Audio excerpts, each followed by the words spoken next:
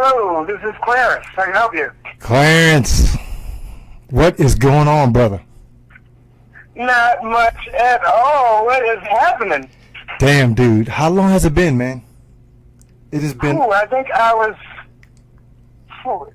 must have been a teenager. I must have been like 14, so 24 years? Jesus, man. Yeah.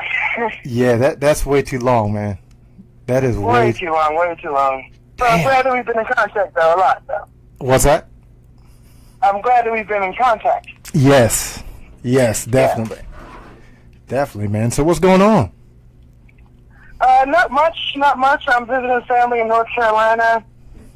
In 2 weeks, I'll be back up in Massachusetts. Nice. Teaching my survival thing. Nice, man. Yeah. So how's that going? It's good. Most of my students are from well-to-do schools, and I have a lot of money, but I work with all kinds of kids at all ages.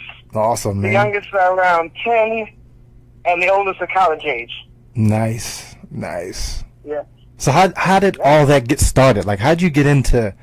I saw that you're a naturalist, so how'd you get into all that? Good question. My father, he used to work in computers. Mm-hmm. And in high school and after high school, I went to a trade school, and I also studied computers. And I did mostly database administration, different database softwares and desktop publishing type stuff. And I was working in the office, working in computers. And right when I started to get tired of my job, I'd been in it for 4 years. I understand how that is. After 4 years, my fiance left me, and I met her at the job I was at. Wow. So I started to appreciate that job with her, and I was a super city kid who knew nothing about nature, nothing about starting fires, nothing about survival at all. I didn't know that you could eat dandelions. I didn't know, all this stuff is around us, and I did a complete 180, like a complete reversal, and I got away from computers, away from technology, started going on nature hikes during my lunch break, started going backpacking with my buddies on the weekend, and fishing and backpacking. I'm like, this is it, this is heaven. This is what I want to do for a living. Nice. So no stress. Nope, nothing. Nice. No plugins, no Wi-Fi. Nothing. And 2 friends of mine said, let's go on an epic adventure. And that was July 2006. And that month, we tried to sail to Brazil, crashed in a tropical storm, not a hurricane, but a tropical storm. And after we crashed, we found our way to Juarez, Mexico, which at the time was the most dangerous city in North America. Damn. Forget Detroit, forget Los Angeles, forget Baltimore, Juarez. They were hanging bodies from billboards So if they thought they were a snitch. wait, you didn't see that, did you? Yeah, we saw that. The Damn. first night we saw 4 bodies from one, 3 bodies on the next, and that was warning people not to snitch, because this is what they're going to do to you. They're going to hang you from a billboard Holy on the shit. side of the road. So that was a big deal in 2006. I don't think they're doing it anymore. They got chopped or whatever. But, yeah. And then after that, we got back into the country. And when you're on foot coming back into the country, there's a lot of desert down there that it's easy to get lost in. Mm-hmm. So we got lost after 8 days in the desert. The last 3 days, not a single drop of water. And, all these illegals coming into the country, a lot of them died. We were out there right where they were. So hold on. Sure. 8 days with no water? 8 days. It was 3 days with no water, but we rationed our water for the 5 days prior to that. Wow. So 8 days total in the desert before we found a house, and 5 days rationing water, 3 days not a drop. Holy and shit. So after that, the story gets faster. After that, me and my 2 buddies, we got jobs at SeaWorld, worked in San Diego for a couple months, went to Northern California to the Redwoods, did some backpacking for a couple months, and then we found our way to Montana, where we were working with these mountain men that would go hunting elk and deer and moose, Mm-hmm. and they were trying to protect the bison migration. Half of them were protecting the bison because they wanted to save animals. The other half were protecting bison because they wanted to have a healthy hunting population. Mm-hmm. So you got these hunters and you got these like vegan hippies, hooking up and trying to save the bison. And that's when I learned like all my mountain man skills and how to track animals. And Nice. I can kill a deer, skin it, butcher it in under a half hour, and have something ready to cook in under 30 minutes. Good Lord, man. Yeah, That's 30 crazy. minutes from breathing to eating. 30 minutes. Damn. Most of the time, more time cooking it than butchering it. Damn, Like I can dude. get it cut up quick, as long as the knife's sharp. You're a fucking beast, man. While I was there in Montana, a lady who was on the show, Naked and Afraid, later on, she was at the time, but by 2006 the show wasn't even a thought. But she ended up going on the show later, but she said that she gets paid to teach these mountain man skills to kids. And she invited me to Connecticut, where I was teaching kids on the Appalachian Trail, going out for 2 weeks nonstop on the trail, come in for a day or two to resupply and shower, and then go back on the trail for 2 weeks. No TV. Every drop of water we drank was from the river. We had to boil it all. Nice. And, yeah, if the meat wasn't salted or we didn't hunt it while we were out there, we didn't eat it.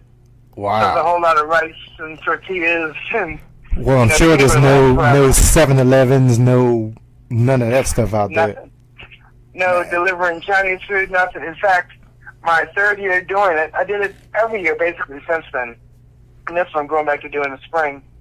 But if we were out there my second year and there was a thunderstorm, Mm-hmm.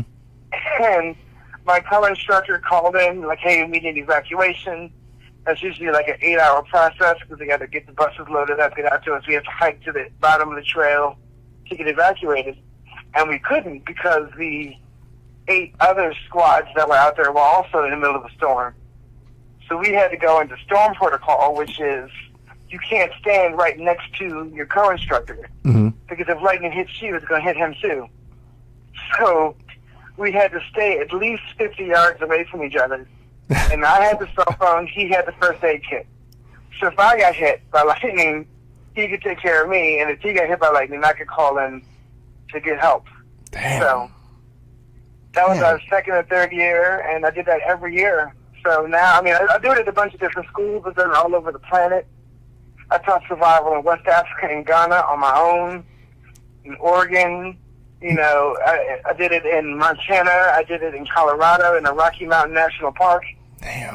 That That's was like a great. dream Right. of mine. Like, I really would love to do a trip like that. I bet that if I took down anybody, as long as anybody, you don't even have to have two hands, any human being over the age of 10, if I took you out into the woods for 3 days, I can guarantee you could survive in almost any environment on Earth. Damn. I might have to. I'm gonna have to take you up on that. The minimum. I'm gonna have to take you up on that. I'm definitely have to 3 take you. days. It's not going to be easy. It's not going to be easy at all. You're going to have to kill some strange stuff to eat it. You're going to have to find some strange stuff to eat it, like bugs. And I've eaten rats. I've eaten tarantulas, snakes. So many different snakes. Snakes. I cooked one turtle up and it tastes just like smoked turkey. I can imagine. Yeah, I can that's imagine. delicious. Does it have like a? Yeah. I'm sure it's got like a gamey taste to it. I mean, yeah, we didn't have like garlic and salt to season it, Yeah. but Fuck. know, You don't you need work that with shit. what You you got. gotta eat. Not worried about salt. Say again? And, said you gotta eat. Not worried about salt and and all that stuff. You know. right. You gotta survive, man. One famous line is, "Hunger is the best spice." Yes. I agree with that. I Yeah, agree so I with put extra hunger on that turtle. that. I'm And, sure. I'm sure. Yeah, it was real good. It was real good. Man. So. And Yeah, I survived in Honduras. I survived in South Africa on the TV show Naked and Afraid and the Naked and Afraid XL twice. So I spent a total of 42 days, give or take a half day here and there, Nice. surviving with nothing but one item. And most people, commute to work with more than one item. Mm-hmm. One thing I like about Bear Grylls is if he's like on a moped and it breaks down, he takes that moped apart.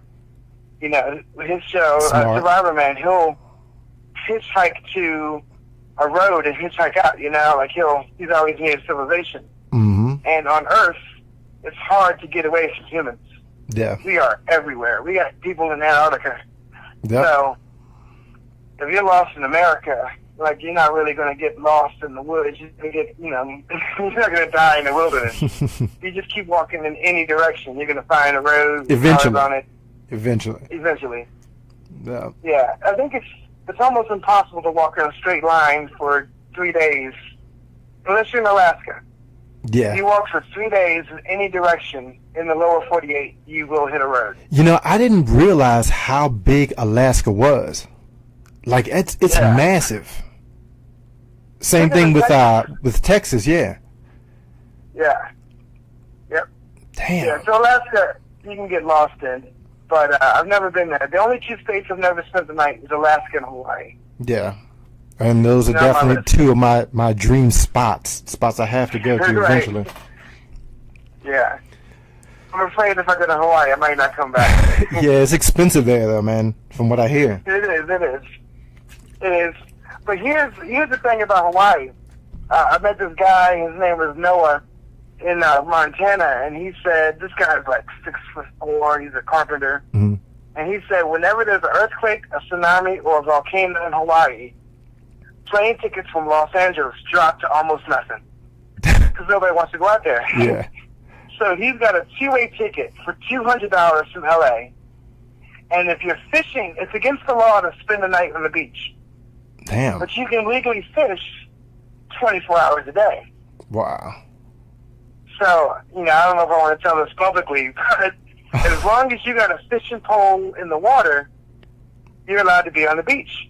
So what Nice. he would do is he would fly to Hawaii, get a fishing license for $15, $20, Mm-hmm. get a fishing pole for $15, $20, put a rock on the end of the line, and cast it way out in the water.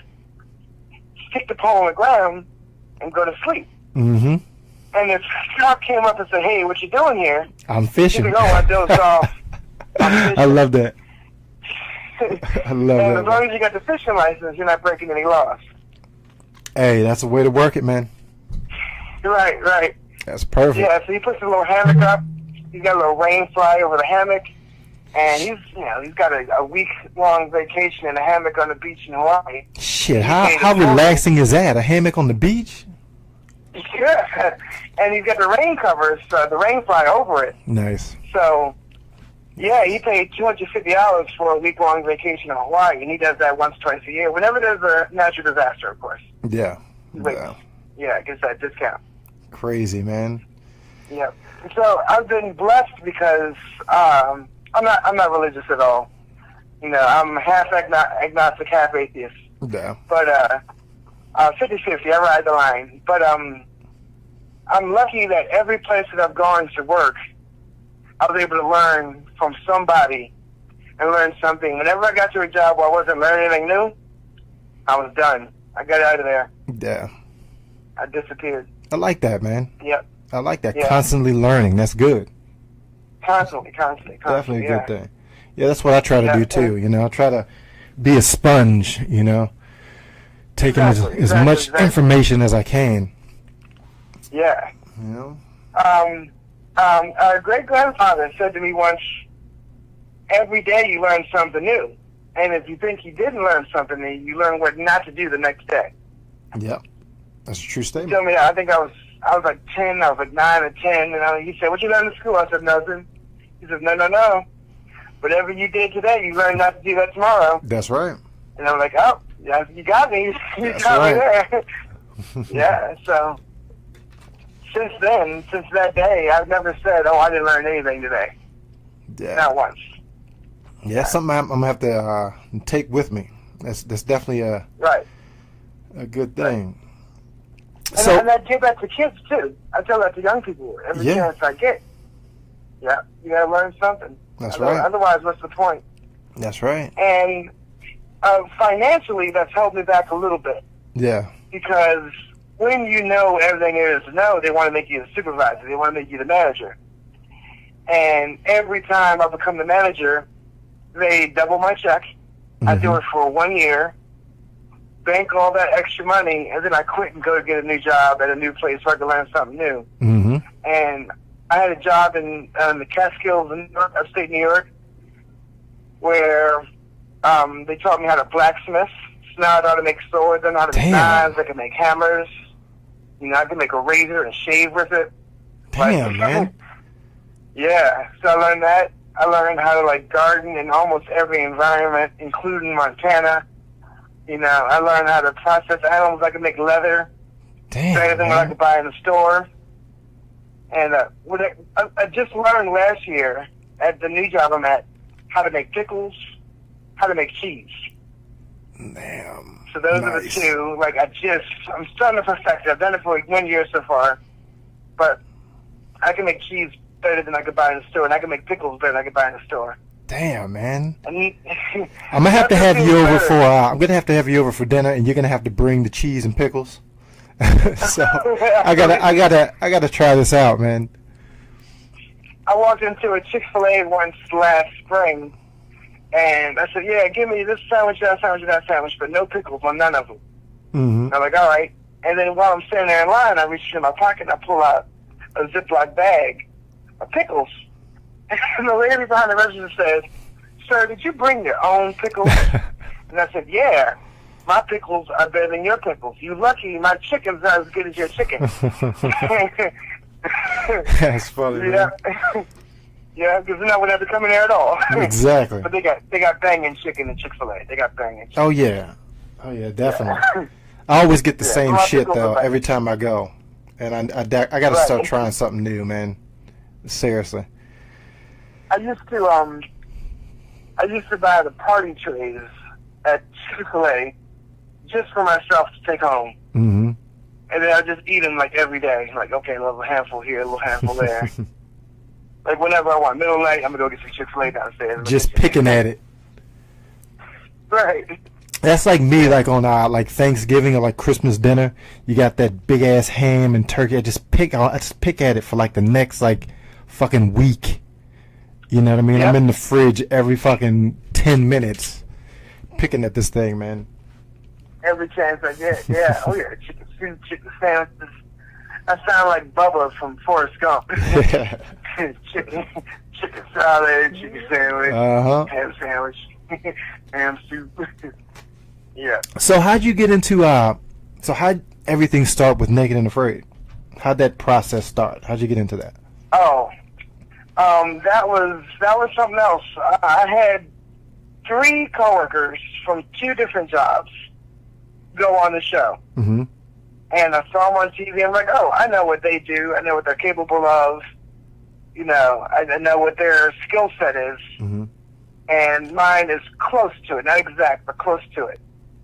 And then I was in Oregon. I was working for a survival school over there called Trackers, which is the biggest survival school in the whole Northwest, of the United States.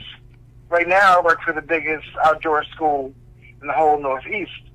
So all the big names I've been at, all the big companies. Wow. And while I was there, I said, oh, I'm replacing some other guy. What's he doing? Why is he away? They said, oh, he's on the show Naked and Afraid.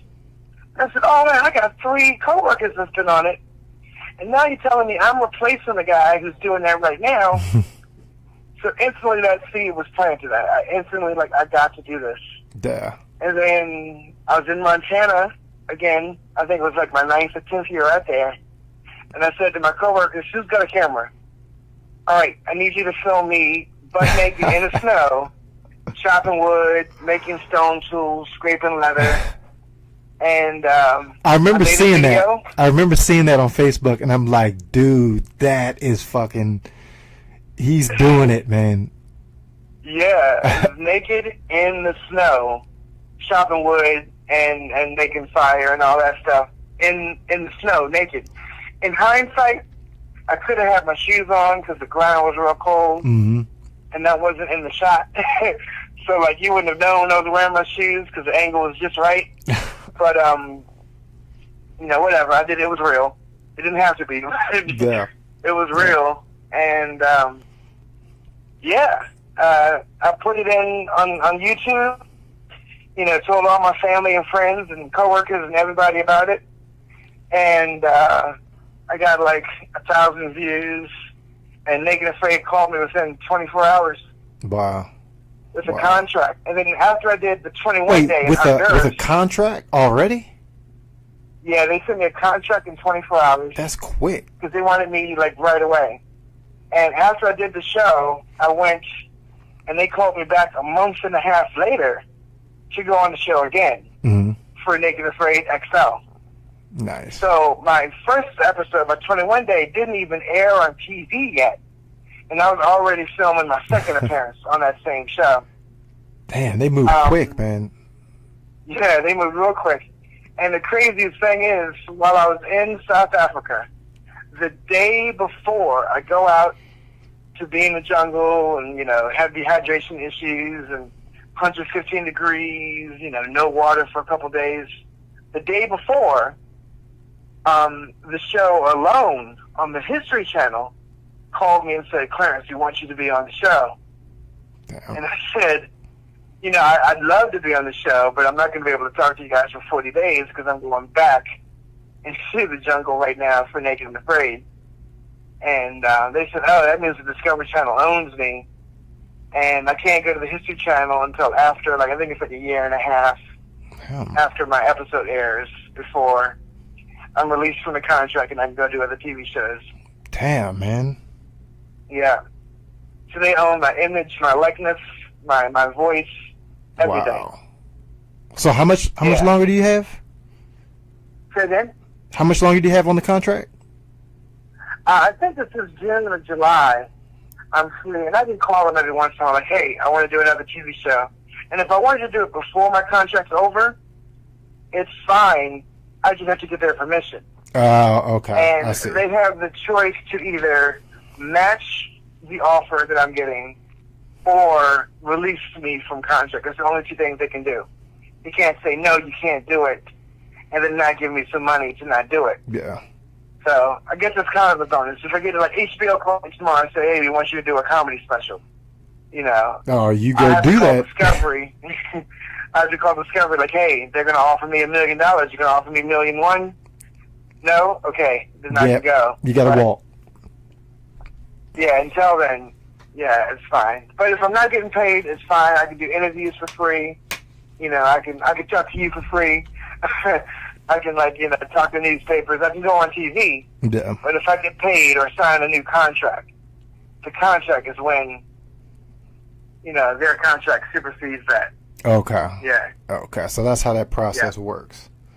Nice. Yeah, and then my face is like my logo. So, like, my image is what I am giving them permission to put on TV for my likeness. Damn. So they can have a cartoon about me until June, and I can't say nothing. And the cartoon can look just like me and sound just like me, and I can't say anything. Wow. Yep. Wow. Yeah. So how was it, and like, the first night? You know, like, how was that process? Like, how was that? The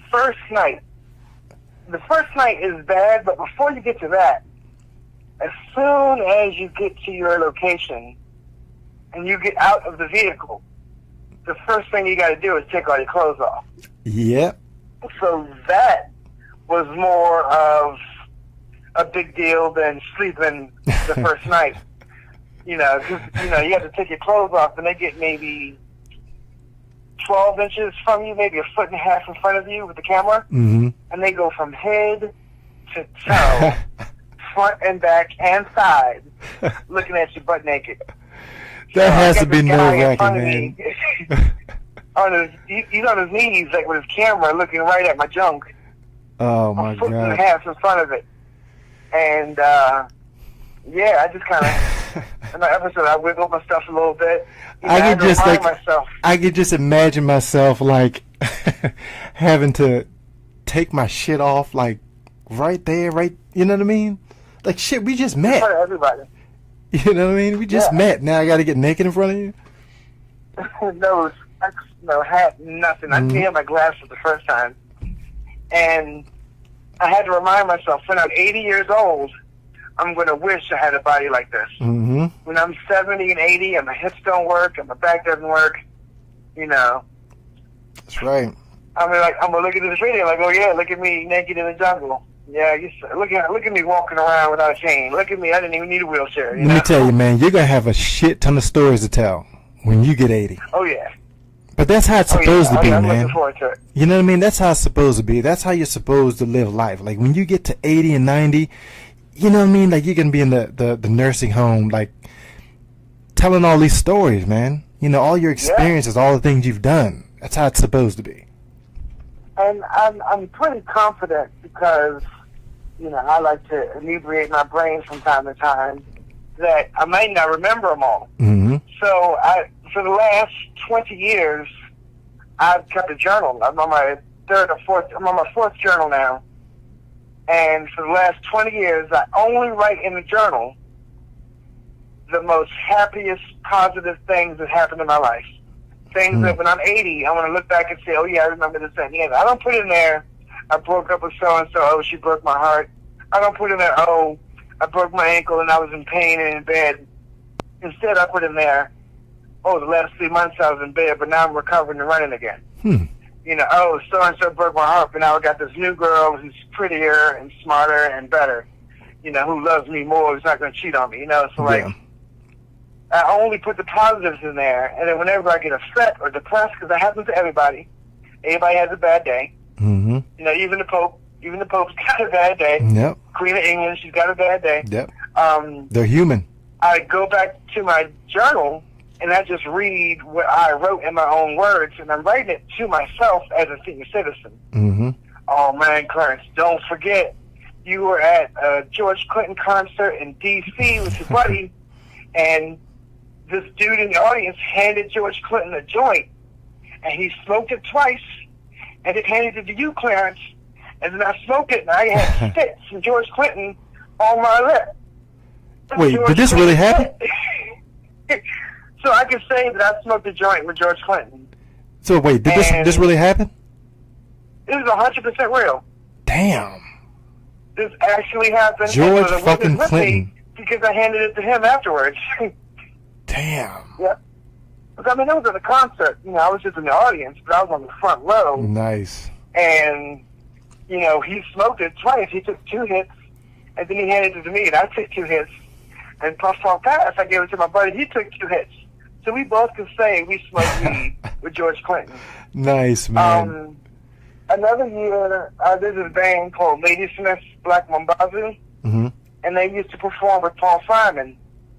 So they did the we move, and you know, like the acapella type background for him. And it was my birthday. It was my 29th birthday, January 29th, and they were performing in Annapolis, Maryland, where I was born. Mm-hmm. And I went to the concert, and I'm at the concert watching one of my favorite bands in the world on my birthday, and at the end of the last song, they said, we need 5 people from the audience to come up here and dance on stage. So usually they, like, call kids and, like, senior citizens. And they were, like, pointing at people in the audience, and I didn't even wait for them to point at me. I just hopped up, and I sprinted to the front, yelling the whole time, it's my birthday! It's my birthday! It's my birthday! I got in front of the security guard. He's like, nope, we got 5 people. I said, yo, it's my birthday. He says, go ahead. And I got on stage, and on my birthday, I danced with my favorite band in the world, Ladysmith on stage in front of all these people. Nice, I danced with my favorite band on my birthday. Damn, nice. So yeah, the lady I was with cheated on me a month later. Like, yeah, she didn't cheat on me, but like she left, and I wasn't seeing her anymore. You know, yeah, the lady I was seeing before that, you know, the relationship didn't last. But that night, I was dancing with Ladysmith, and that's what I wrote in my journal. And Yeah. That's awesome, man. I feel like if I died tomorrow, I'd have zero regrets, and I lived a better life than 20 people, you know, like Nice. their best life. Like, I got no regrets in life whatsoever. Even the bad times were all worth. Like, I was lost in the desert. I got robbed in Juarez with a hanging body. I was gonna say you're seeing hanging bodies and shit, dude. Right. That's crazy. And I was there, drunk off tequila, you know, completely lost, had no clue what I was doing, and I had guns pointed at me. All my money was taken away, and I still got no regrets. You know what I mean? It was still a wild experience. Yeah. Yeah. It's crazy, yeah, man. No regrets. So back to the that first day. So we covered the nakedness, the awkwardness in that, and then so then what happened? What happens after that? My partner and I, we started to make a shelter, and she didn't know a lot about survival, but she still knew more than most of the females I knew. So it's real easy for me to like rag on her because she only lasted 2 weeks instead of 3. But if you think about it, 2 weeks is a long time. Yes. Most people can't go 2 days. Yes. So I celebrate her, and anytime people talk trash about her, I always defend her. You know, we clashed a little bit in the beginning, but who doesn't when you're naked in the jungle? In our first night, we tried to make a shelter, and it kind of fell apart. It wouldn't support our weight. And the sound guy, so the first night, the camera crew and the sound crew, they stay until like 10:30 to make sure you're in, like, videotape your first night. And they leave at 10:30, and then, you know, they come back the next day at like 10 a.m. And we didn't have a shelter. We didn't have any kind of cover over our bodies, and we didn't have a fire. And we just slept on the ground. First night, and there were, you know, snakes and scorpions, and Jesus. You know, there weren't jaguars, but like they're like in the distance, and like, you know, they're like almost extinct. Yeah. So we didn't have to really. They're terrified of humans. Yeah. But the snakes are not terrified of humans. Yep, scorpions and they got either. some bad ones. They got some real bad ones. Damn. So the first night we didn't really sleep at all. We snuggled a little bit, and I tried to make sure, you know, let her know she's safe. Yeah. You know, I tried to maintain respect. I'm like, I'm just trying to get body warmth. I just want to keep you warm. I'm not trying to hook up with you. And so wait, so okay, hold on. Before we go past that, I have to ask. So in this cuddling and like, is your junk pressed up against, like, you know what I mean, like her butt? Like, how does that work? Because you're naked. This is like my 20th interview, and you're the first person to ask, did my junk ever touch her junk? Hey, you know what? And this is gonna be real. This is real shit. You know what I mean? I like this. And the answer is no. My junk didn't touch her junk. We were spooning at first, but I was way taller than her, so she kind of like rode high, if you know what I mean. Okay. You know what I mean? So okay. Like, her butt was up on my belly button. Okay. And I had my arms around her, and she was very comfortable. But in that position, I couldn't smack the mosquitoes on my back. Oh. And dude. they came in almost immediately. One thing they don't tell anybody on the show is they put up these cameras all over the place, and they have infrared lights over the camera so that you can see everything. Yeah. Well, infrared lights, mosquitoes could see infrared. Oh, jeez. And that whole area was lit up with lights all over the place, and we couldn't see them. It was pitch black to us. But the mosquitoes, the light was basically directly on us. Damn. And I couldn't smack the mosquitoes on my back, so I ended up... You guys are like big targets. Yeah. Like, I got stung every inch of my body. I had to choose between covering my face with my hands while I slept or covering my junk. And I ended up choosing my junk. Yep. Because I had facial good hair. Choice. Yeah, like I don't want mosquitoes. Not a single mosquito stung me on the balls. Which if that's the only thing on my whole body that didn't sting. They couldn't get the bottom of my feet because the skin is a lot tougher. Yeah. But yeah, that was it. every inch of my body, like in my butt cheeks, in my armpits, Oh my my neck, God. back of my ear, everywhere was stung except for my balls. You must have been miserable that next day, man. Yeah, but one thing that I tell my students when we're out hiking, tough times don't last. No. Tough people do.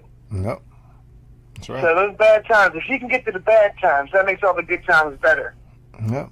That makes the good times better. And every time I got miserable, I'm like, well, this ain't forever.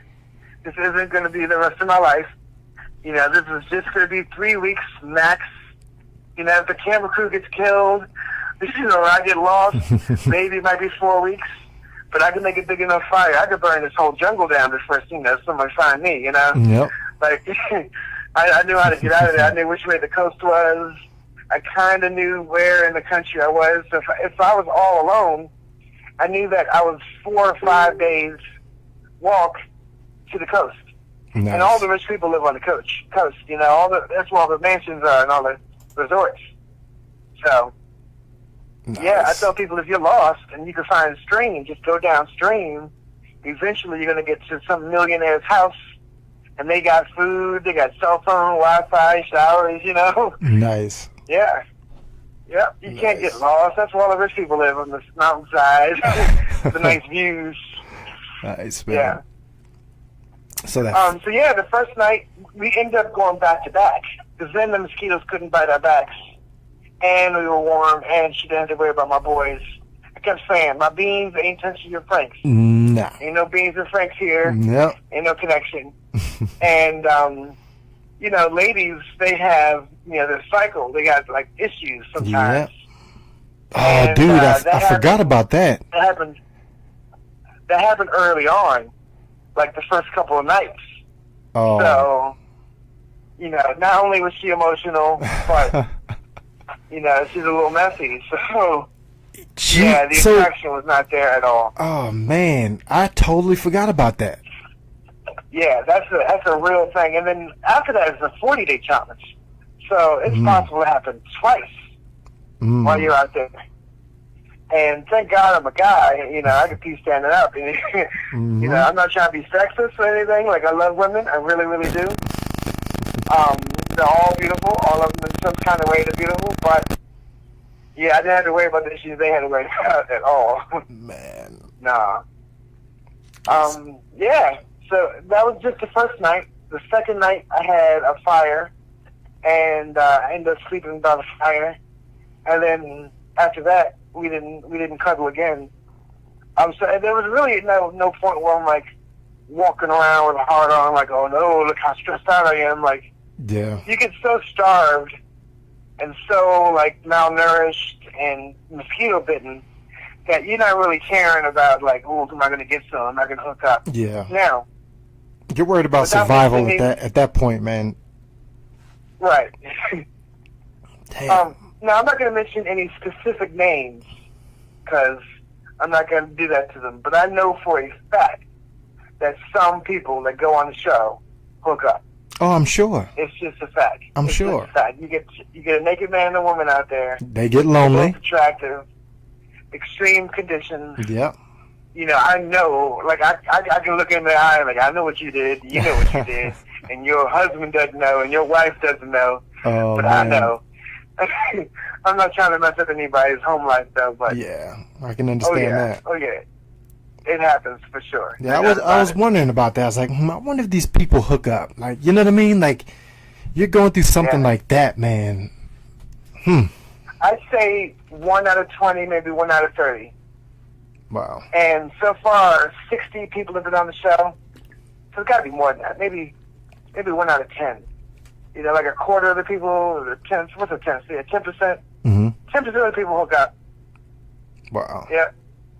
Yeah. Wow. I had some almost opportunities, almost chances, but, you know, I'm like, I'm not going to push it. I'm not going to push it. I'm not going to flirt. You know, I'm going to keep it professional. I think I had a girlfriend the first time I did it when I was in Honduras. So I had to make sure I wasn't going to get on camera doing anything that was going to jeopardize that. But our relationship ended shortly after that. And you think that being on TV and having 30 million people see you naked, you're going to get at least one hookup. Yeah. And not a single one for me. What? Not a single one. I've been single since my episode aired. What? And I just started to date a new lady like 3 weeks ago. I just started to date. Nice. Yeah. Damn, man. So, it's crazy. yeah, here I am. Yeah. And people ask would I do it again? Of course I would do it again. Yeah. You know, you only live once, and what do I got to lose? I kept saying, the worst that can happen is I die. Exactly. And everybody's going to die. Yep. You know, right now, somebody's dying on a toilet. Exactly. You know, if I get the choice between getting attacked by a jaguar or a scorpion bite or dying on the toilet, I'm going to go with the scorpion bite. If I get a choice between getting in a car accident or getting into a fight with a lion, Mm-hmm. I'm going to go with the lion fight. That's right. And yeah, I'm going to lose, but that lion's going to remember me, and now I got cameras too. Yep. Be good. Be a fucking legend, man. Let's go. So And, speaking of bites, I saw you got bit by, what was that? It was a scorpion. It's in the ass, right? I got bit. Well, it wasn't a bite. It was a sting. Yeah. Yeah. So I got stung in the right butt cheek by a scorpion. Dude. And it's worse than a wasp. It's worse than a bee. It's worse than anything I've ever been, any kind of animal poison, anything. And with every heartbeat, I could feel the toxins going through my veins, Damn. all the way to my feet. Like it was like acid going through my veins. Like, it's right here. It's going down my knee. Oh, it just got to my ankle. Now it's coming back with the heartbeat. Now it's going down again. Damn. And luckily it went down more than it came up towards my chest and my heart. Yeah. But it coagulates the blood a little bit. And it messed with my blood pressure. Because it's like gelatin, you know what I mean? Like it's getting thicker. And you take that plus dehydration, plus no food, Man. and you got to hike 15, 20 miles a day with no food, very little water, and venom going through your blood. Mm-hmm. It wasn't that good. But you know where it hurt worse than the scorpion sting? Where's that? Getting the scorpion tattoo in the same spot 6 months later. Oh my God. That's funny. So right where the scorpion got me, I got a tattoo of a scorpion. I had to. Nice. I had to. So with the scorpion bite, like, did you get treated? Like what? You got stung by a scorpion. It's crazy. Yeah, they got stuff they can give you, but for me, they just gave me a baby aspirin, and they hooked me up to an IV when I got into the ambulance, and it took me. I started to get dizzy. Yeah. It's hard for me to get up and move. So, yeah, they gave me the IV, and that kind of flushed out a lot of it right away. Plus, I was dehydrated, so yeah, the IV kind of saved the day. Nice. And spent 3 days in the hospital, and on the plane ride, I think it was like a 16-hour flight back from South Africa straight to New York. Damn. And straight I to had New to go York. back to work after that. It was a straight flight. 16-hour straight flight. And they add on like 4 or 5 hours because of the time zone difference too. Yeah. So as you're flying, the Earth is still spinning. Mm-hmm. So it's not even like you're not even catching up with everybody else. No. So whatever the flight is, add 6 hours of that. And I was on the east coast of Africa. Mm-hmm. Like east coast. And South Africa itself is almost 2.5. Like it's a little slither, but it's 2 time zones in South Africa itself. It's a big country. Damn. And it was an hour just to get over the ocean, flying over the country itself. Damn. Yeah. It's crazy. 6 hours flying from one side of South Africa to the other. That's South Africa. Damn. Yeah. It's crazy. Yeah. Yeah. So the next show that you did, that was Naked and Afraid XL, right? XL. That was the second one and the third one. It was XL. And they both were in South Africa. Nice. Yeah. So I was in season 5 of Naked and Afraid Normal. Mm-hmm. I was in season 2 of Naked and Afraid XL. And then I was in season 4 of Naked and Afraid XL. And when I was in season 2, the second time, I did get a small scorpion sting, but it wasn't a lot of venom. But that issue was mostly dehydration. Yeah. And even though I had finally made it to a water source, I'd already spent 6 days with barely any water. 6 days drinking like a cup of water a day. And I was already starting to get the symptoms of dehydration. Yeah. And then when I finally did get to the water, it's just overexertion. And a lot of people on the show, everybody else on the show with, we all put weight on for the show. If you know you're going to go 3 weeks with no food, Mm-hmm. you eat as much food as you can before you go on. So I had gained 50 pounds for the regular show, lost 40 pounds in that 3 weeks, and then I put on another 30 pounds in a month and a half before I went back on the show again. Wait, where I lost 30 20 pounds in like in 10 a days. month and a half. Jesus, dude. Yeah. Yeah, so I would sit down with a loaf of bread and a stick of butter and melt the whole stick of butter in a little bowl and just sit, watch Lord of the Rings, take a slice of bread, dip it in the butter, eat it. Damn. The whole loaf of bread. That's And that was crazy. before I went back on Excel. And that is not healthy. I would not recommend that to any human being on Earth. Damn. Because I went way up, way down, way up, way down, real fast Mm-hmm. in a short period of time. And that was bad for my heart, that was bad for my liver, bad for my brain, bad for my body, Definitely. my muscles, my joints, everything. Yeah. But I survived it, and people have died for way stupider reasons. You know, I think it's like 12 people a year die from soda machines landing on them. Yep. You know what I mean? Yep. I guess that's a dozen people every year dying. Dude, it's just, you can die from so many random things. You know what I mean? Yeah. It's just crazy, Yeah. man. You never know. That's why I say live Never know. every single fucking day like it's your last day. Exactly. And that's what I've been doing, and that's why I got no regrets. You know, so right now I'm in North Carolina. I get to see my niece and nephew. I'm hanging out with my brother. Nice. You know, hanging out with family. But in 2 weeks, I'm going back to Massachusetts to teach survival, to get back in the woods. Nice. You know, Massachusetts is a recreational state, so I can be recreational when I need to be. Yes, And, sir. yeah, you know, my weekends are great up there. You know, I get to relax, and I got forest outside of every window at my house. Nice, man. And, you know, if I wanted to grab a slingshot or a bow and arrow and go hunt a rabbit or a squirrel or go fishing, Nice. I could do that, and nobody would even miss that rabbit. They wouldn't even know I was out there. See, that's how I want to live. Like, I want a house. Like, right now, if I could buy a house, I want it in the woods. But I want it close enough to I can get to the city.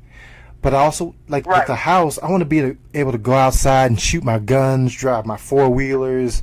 You know what I mean? Yeah. Do stuff like that. I tell people I want to be far enough away from my neighbors that if I played the drums, they couldn't hear me. If I played the trumpet, they couldn't hear me. Exactly. And I want to be close enough to my neighbors that if I shot a gun off in the air, they'd know something's going on at the other house. Up, they're shooting guns over there. Yeah. I want them to hear guns, but I don't want them to hear the trumpet.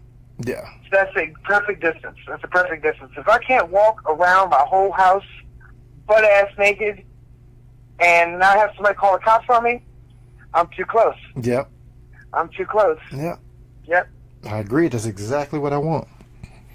Right. It's simple, and I think I'm almost positive I'm going to be building my own house one day, because I don't think anybody could be. I don't think it's already out there. I want to design it. Mm-hmm. I had to tell you, here's a house building story that inspired me when I was in Montana. You know, I can This see guy, that. he I can came- see that with you. Like, I can't see you just going to buy a house. Like, I feel with you, like, you would have to build your own house. Yep. I met a guy in Montana. He spent $60,000, almost cash, but he spent $60,000, and it took him 4 years, $60,000, to build his mansion, 4-bedroom on the side of a hill in the middle of nowhere, and he got it appraised because of the view for $2.5 million. Damn. He paid $60,000. He paid another $20 for like electricity and plumbing, some concrete work here and there. Mm-hmm. So $80,000 total in the long run with taxes and paperwork, and you got people to come out and survey the land or whatever. But $60,000 to $80,000, and he got appraised for $2.5 million. Damn. And his house is so well designed that the little dining room where he has breakfast, mm-hmm. the window faces the sunrise. Damn. And the library where he sits at the end of the night mm-hmm. faces the sunset. Nice. Nice. Like his house is a south-facing, see the sunrise, see the sunset. Nice. Beautiful, beautiful, beautiful mansion. Full deck going all the way around, and every single log in that house, he cut down himself, he aged himself, and it's got his initials stamped into the log, because it's like a log cabin, but it's got drywall and insulation. Like, it looks like a modern mansion. Damn, but, man. Is there any pictures? Any pictures of this? Like, yeah, this is... You got a picture. You got a... It's like something I have to see. You got a little island in the middle. Oh, no, I'm talking about pictures. Like, actual pictures of the house. Oh, I'm sure they're floating around somewhere, but, I didn't take any pictures of his house because, that's a little weird. But I can imagine. That's got to be beautiful, man. It's such a beautiful house. Such a beautiful house. Man. Yeah. That's awesome. Yeah. So he inspired him. Like, if you could do that for $80,000, it didn't make sense for me to get a house for $250,000 and then pay for it for the next 20 years. Mm-hmm. And if I stop paying for it, or if I die, the bank gets it back. Yeah. Forget that. I'm not going to pay into something for 10, 15 years, and then the bank owns it at the end. Mm-hmm. No. Yeah. I have to blow up the bank. No way. Yeah. No way. I mean, you never fully own your house anyway, with property taxes, right? Right. But, property taxes in Montana is super low. I think the lowest in the nation is West Virginia. I might be wrong. Mm-hmm. But I think West Virginia's got the lowest property tax in the country. And they got a whole lot of mountains there, so... Yeah, that's another place I'd love to have a house. I don't know. Yeah. Yeah, I'd love to have a house out in West Virginia, man. Yeah. That's a beautiful state, too, actually. Yeah, I mean, the taxes alone, I think it's like, property tax is like $15 flat. Mm-hmm. And I don't know if that's monthly or annually, but either or, I can handle it. Yeah, that's not either shit. or, I can handle it. Yeah, that's not shit. shit. I know it was the highest property tax, believe it or not, is in St. Croix, which is it's like a, what's it called, a province? It's not a state, but it's like Puerto Rico. It's like a territory. Yeah. And St. Croix, because every single thing's got to be imported on a ship, everything, like every Coke bottle, every toilet paper, everything's got to get imported. Mm-hmm. Their property tax is through the roof. I can imagine. Like Hawaii. Yep. I worked there teaching on a sailboat, ocean survival and ocean science, like ocean ecology. Mm-hmm. And, I mean, I was getting paid $350 a month, but every single day I could go swimming with tortoises and dolphins. Yeah. Every day. I was just getting in the water, there'd be dolphins in it. They would be wild dolphins. They wouldn't be like an aquarium with somebody like giving them fish. These are wild dolphins. And they kept the sharks away. I don't know how they did it. The dolphins would like scare the sharks away. You see the dolphins after the sharks, like, getting their sonar or whatever, going after them. And I'm like, oh, the dolphins got our back. Yeah. That's nice. Look at that. All the tortoises are coming in because they know they're safe from the dolphins. And Nice. Yeah, and then St. Croix, I was down there for about 3 months teaching ocean survival. Nice. So, damn, you even know ocean survival, man. Yeah, I've done... The only place I can't survive for more than 48 hours is what I'm wearing right now, is Antarctica and the Sahara Desert. Like, the big deserts and, like, the poles. Yeah. North Pole, South Pole. I can't survive there. But like Colorado, where you got mountains at 14,000 feet, I taught survival up there. Wow. And I was able to find food, and find water, and make shelter. Wow. You know, even in like, you know, the desert I get issues with because I've done too many times in my life I've gone more than 2 or 3 days without water. So if I were to get into a desert, I would just keep walking until I got out of the desert. Yeah. Yeah, I wouldn't stay there. Like, okay, I can make a house here, I can live here. But if you put me in the redwoods, you put me in any jungle, any forest, anyone, Africa, South America, any jungle, and just drop me off with a knife and a lighter, I'm golden. I can live there for the rest of my life, and not just survive, but thrive. Like, be comfortable, and have little squirrel legs for dinner and whatever else. Turtle, frog. Yeah, I never leave the house ever. Since I was on the show, I never leave the house without a knife and a lighter. Mm-hmm. And I always check to make sure the lighter's got a little bit of fuel. But even if it doesn't, I practice on how to use a dead lighter with like pocket lamps, little piece of paper, some toilet paper, whatever I can find, to see if I can get a flame with a dead lighter. Yeah. So whenever a lighter dies, I keep it for a while and I practice with it. Can I still make fire with this? Because that spark is good for like 1,000. You can get 1,000 sparks off it before it wears away. And if you know how to take a lighter apart, you can get another 500 to 1,000 sparks off of it. Wow. So I found lighters in like in the woods. Like I go hiking, like, oh, here's a dead lighter. Pick it up, put it in my pocket. Because I know I can still make a fire out of it. I never thought about that. Using the spark from the lighter to make a fire. Exactly. Yeah, you just take a little bit of pocket lamp and put it in where the fuel is, and you keep sparking it. Damn, man. I'm flaming. It might only burn for 4 seconds.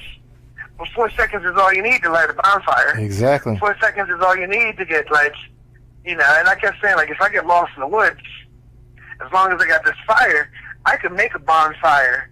In fact, that happened to me once. I was in Montana, in Yellowstone, with a buddy of mine, and my left ski broke. And we were a good 4 miles from where the car was. So when you're in 5 feet of snow, the skis and snowshoes are the only thing that keeps you on top of the snow. Mm-hmm.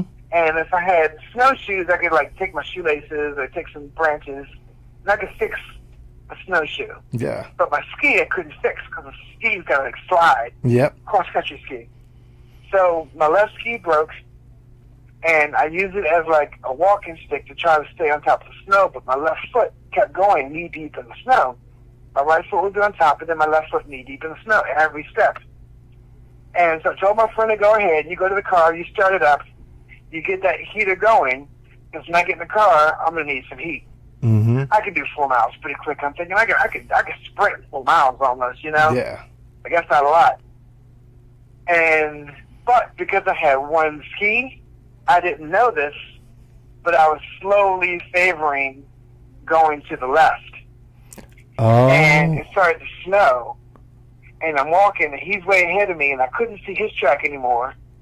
And then I crossed my own track. And I knew it was my own track because there was one footprint next to one ski. Unless somebody else broke a ski, it was me. So once I realized I did a circle, I also realized that the sun was starting to set. So I made a fire, big bonfire. You know, I had some meat with me. And I was hoping the fire was going to signal to my friend, hey, come back and get me. But that whole night, I just sat around the fire, heated my leg up, you know, cooked the meat I had, cooked up the little bread I had, like little toasted bread, little sandwiches, melted so much snow. I had tea bags and sugar packets in my pocket. So I made some tea, and I was comfortable, and I was singing, and the fire was so hot, it melted through 5 feet of snow. Damn. All the way to the grass, and the grass was still green underneath. Damn, dude. Yep. I slept on dry green grass in Yellowstone in like mid-February. Damn, dude. And that night it got to negative 15 degrees. Mm-hmm. And I didn't have a shelter. I didn't make a snow cave. I didn't have a blanket. All I had was that fire, and I just slept right next to that fire. And as the fire died down, I got closer and closer to the middle, and then I put a whole tree on it, put 3, 4 dead trees on it, and it was just a bonfire. Like, it was a good 15, 20-foot tall fire. Damn, man. And I don't care how cold it is. Like, that's going to keep you warm. And it did. Yeah. Nice, man. My record right now is negative 58 degrees. Negative in 58. Montana. That was my first year. And at negative 40, Fahrenheit and Celsius are equal. So I got past Fahrenheit and Celsius leveling out at level 40, and everything past that is just ridiculous. Damn, man. Negative 58 degrees. Any flesh that's exposed to negative 58 will get frostbite, permanent skin flesh damage in less than 10 seconds. Wow. In less than 10 seconds. Like, you might get away with it on your face if you got, like, a beard, but you can have icicles on your eyelids, icicles on your nose, because all the moisture coming out. Dude, that we would is... do the boiling water, throw the boiling water in the air, and it turns to snow in midair. Wait, 10 fucking seconds? That is ridiculous, man. 10 seconds. In my first year there in Montana, in 2006, my first year there, the organization I was with, the Buffalo Field Campaign, they had been around since '96. But when I was there in '06, we had an outhouse to go to the bathroom. So when it's negative 20, negative 30, negative 40, and in order for you to take a dump, you have to go outside into the outhouse. Mm-hmm. That means it's 2 o'clock. At 2 a.m., I got to poop. I got to get my boots on, my socks on, my pants, my coat, my scarf, my goggles, my gloves. Damn. Scarf's got to cover your mouth and your nose. You can't just put it on your neck. All for shit, huh? No flesh exposed. And then I would, like, jog in front of the wood stoves so I get a little bit of a sweat. And then you open the teepee, or you open the cabin, and you go out in the snow, and you kind of run, but you can't run too fast because it's ice, and you slip on it. You know that black ice is violent. Yeah. The black ice got rhythm, but the black ice will kill you. And yeah, we'd stay warm and then go over to the outhouse, and then you just kind of, hover over the seat, because if you touch it with your flesh, you're going to stick to it. Oh, yeah. I forgot about that. Yeah. We learned to, like, take socks and put them around the seat. Smart. When you sit down, and then you do your business quick. Very smart. Yeah, you do your business real quick. You have to go quick, real quick.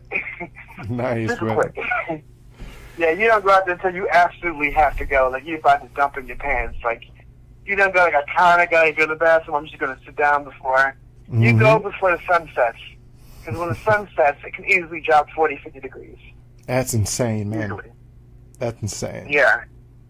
Damn, I didn't even know it got that cold out there, man. I thought that was like Antarctica, like North Pole type cold weather, but damn, man. Yeah.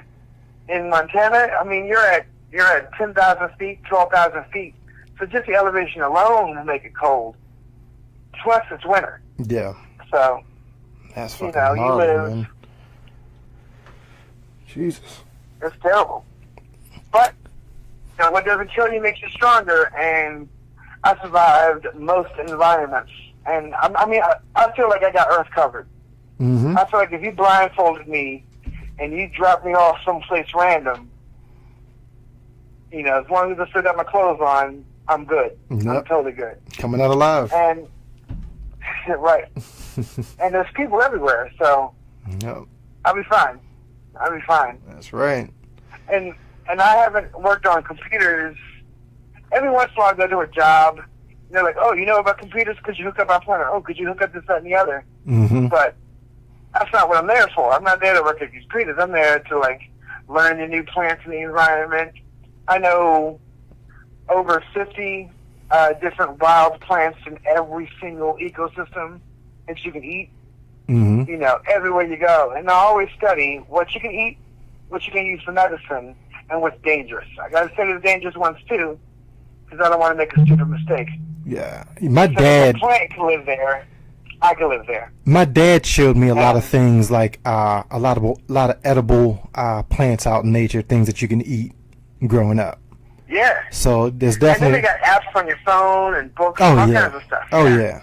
Oh yeah. But hell, I mean, you're out. If you're out stuck somewhere, you're not gonna have that cell phone. You know what I mean? Right. So You gotta have that knowledge. Exactly. Yeah. Exactly. And knowledge is one of those things that once you get it, they can't take it away. Like once you learn something, you own it. That's right. Unless you forget it, it's yours, and that's more valuable than anything else. Anything else. Like I drove a real nice Audi 3 years back. You know, like this Audi is nice. I got a little DVD player and the console and heated vibrating seats. Not vibrating seats, but heated seats. Yeah. And I don't think anybody got vibrating seats in their car. Hey man, that might be a thing, man. Right. But like I'm saying, like, but my plant guide that I'm studying slowly but surely, like, I'll go and find a new plant. Okay, can I eat it? Is it medicine? Is it poisonous? Nope, it's none of those. I don't care about it. Yep. It might be pretty, it might be rare, but if it's not food, medicine, or danger, there's really no need for me to keep that in long-term memory. Yep. That's right. And, yeah, I kind of narrowed down to that. And, yeah, even in the winter, there's foods that you can eat, there's stuff you can dig up. Even in the winter, you know, that's the easiest time to find tracks. You know, squirrels and rabbits and all kinds of stuff. You know, marking their spots in the snow. So in the winter, what can you eat in the winter? I was always curious about that. There's a plant called Plantago major, also called common plantain. Not like the plantain like bananas, but it's like a ground plant. It grows in like high traffic paths and walking areas. Okay. And almost anywhere on Earth, because it's on every continent, you can dig up the snow and still find it. And there's 5 universal edibles. And to be a universal edible, you got to have something that's edible year-round. You got to be found on every continent. You can't have a poisonous lookalike. So there's like other criteria, but those are the big 3. It's got to be on every continent except for Antarctica. It's got to be edible year-round. And it's got to not have any poisonous lookalikes. So dandelion is one of the universal edibles. Pine, any kind of pine, like, you know, like a regular pine tree. And those are everywhere. There's poisonous evergreens, but pine trees, specifically pine trees, you can make them into a tea and get lots of vitamin C and lots of iron and lots of vitamins and minerals. That's 2 of them. Cattails. Can you eat the pine? Like the pine, can you eat that? You can chew it and get the juice and then spit out the pulp, but the pulp is so rough that if you ate it, you would just have like diarrhea and you would just poop it all out. Like we can't digest the actual needles. That's why I always say make a tea or just chew it and get the juices flowing, chew it until like gum. And then once you swallow all the juices, spit it out, get some more, chew it. And pine has got antimicrobial, antibacterial, antifungal properties. So it cleans your teeth too. Wow. Chewing on the pine. So it's like if you get a wound, you could take the pine sap and put it in the wound, and it'll also help, you know, heal you. So it's medicine and food. So you just can't eat it. You have to like drink it or chew it. So pine sap is good for like cuts and everything, right?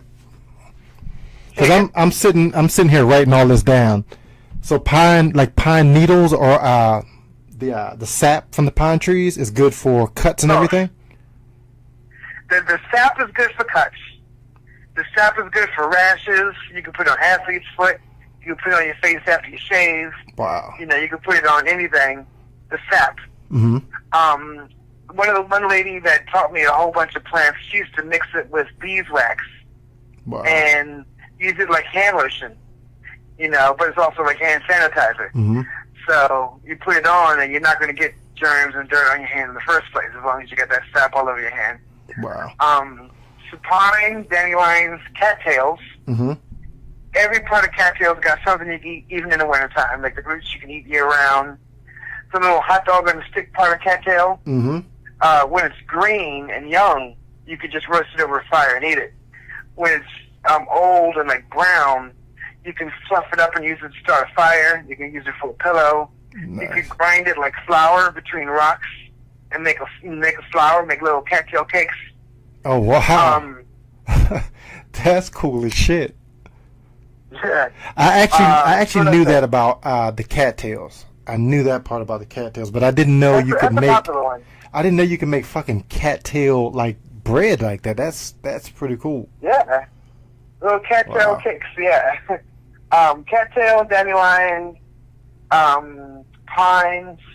There's a plant called purslane, which is a real low to the ground plant that's a succulent. It's kind of thick and juicy. Mm-hmm. If the leaves are brittle, it's some other plant.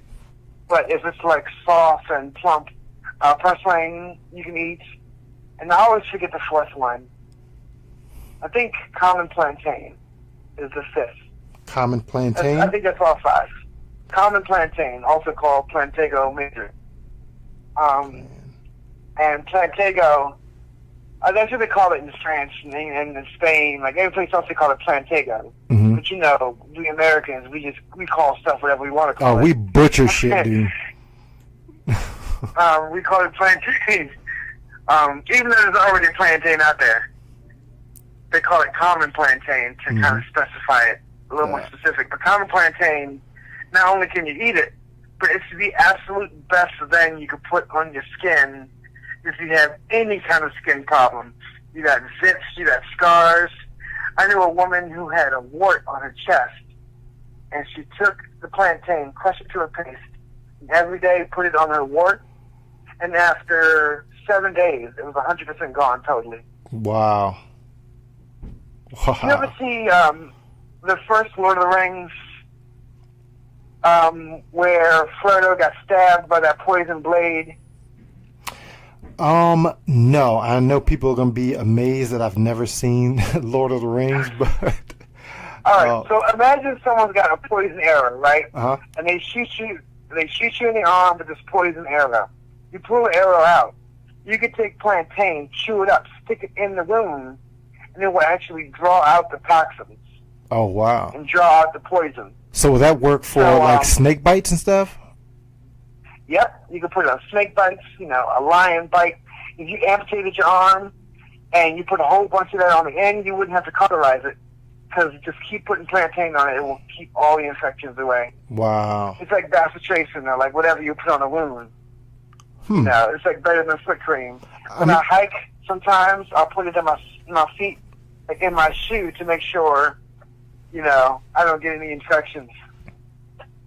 So There's a lot of plants like that. There's another one called yarrow, Y-A-R-R-O-W, that actually helps coagulate blood. So it helps stop bleeding like a bandage. It's better than a bandage. wow. Because it works on a chemical to help your blood coagulate and kind of thicken up and stop the bleeding. So wait, what is that called again? Plus plantain, Sorry, what? yarrow. How do you spell that? Y-A-R-R-O-W, yarrow. And yarrow, the Latin name for it is Achillium millefolium.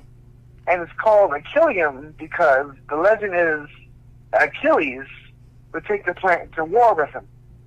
And it's a smart plant to take to war with you, because if somebody gets stabbed by a sword, you stick a whole bunch of yarrow in it, it'll stop the bleeding, and they can go back to fight some more.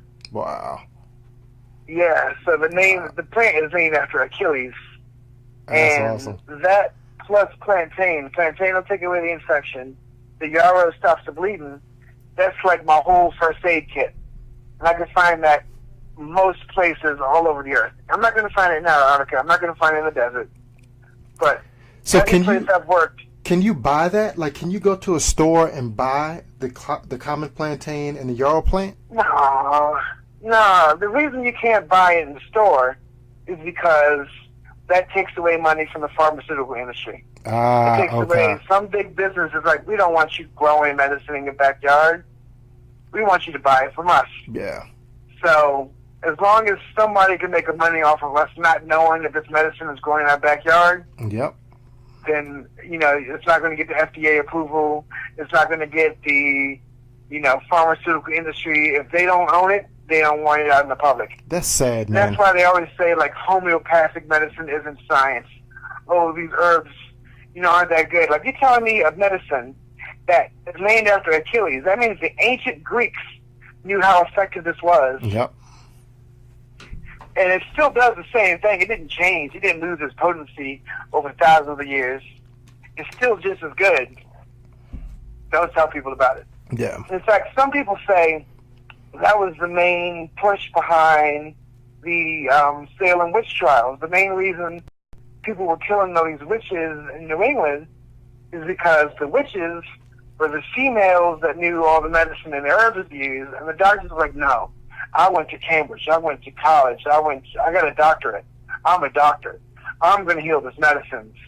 You got the devil in you. Yeah. You're trying to use these herbs like a witch. You're going to kill all these witches. We're going to kill all these women that know how to birth babies with these herbs so that the guys can get more power. And it worked. It worked. Damn. And now most people don't know that, you got medicine growing in your front yard. In fact, I always tell students, it's funny. Only in America can you go into a hardware store and buy poison to kill dandelions. And then, the same day, you can go to a health food store and buy dandelion greens, $3 a pound. Yep.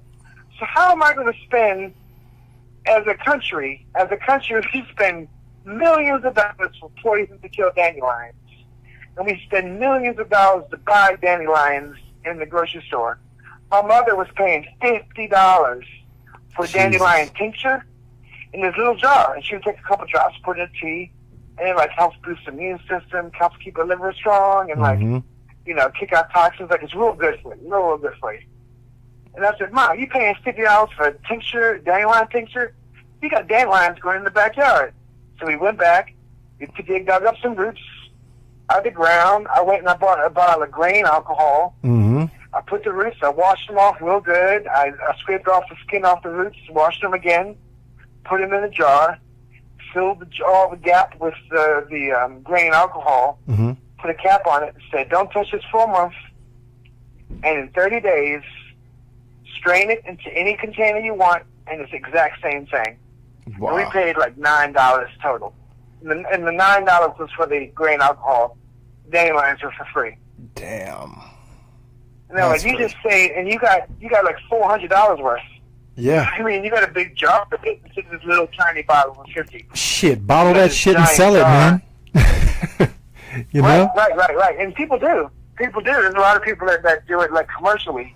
Me, I teach instead of, sell, but, if I wanted to, I could stop teaching, and I could totally sell tinctures and dry herbs and all that other stuff. Yeah. And people do it.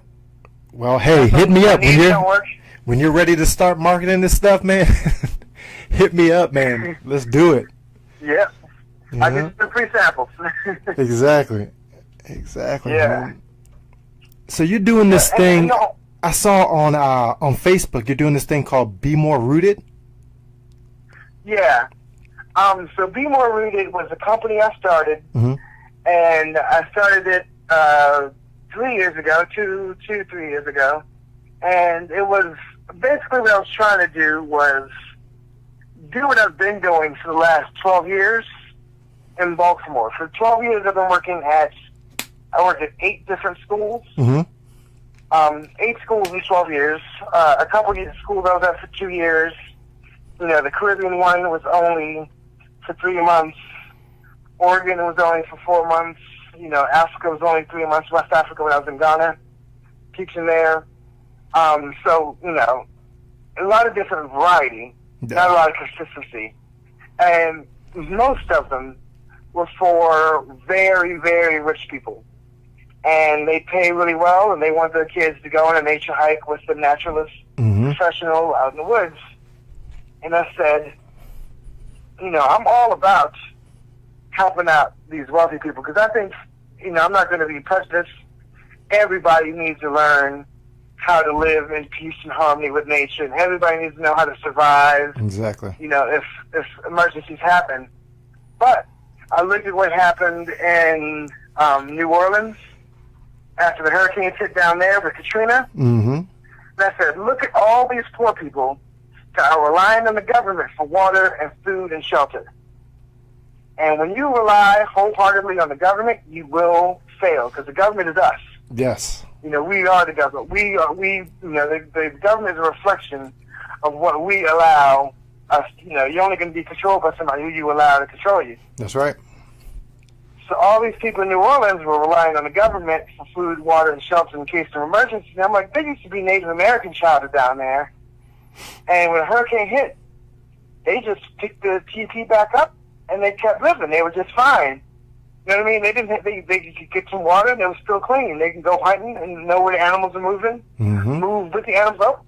All the deer are leaving the coast. I bet it's hurricane season. Let's go follow the deer and get the hell away from the coast. Yeah.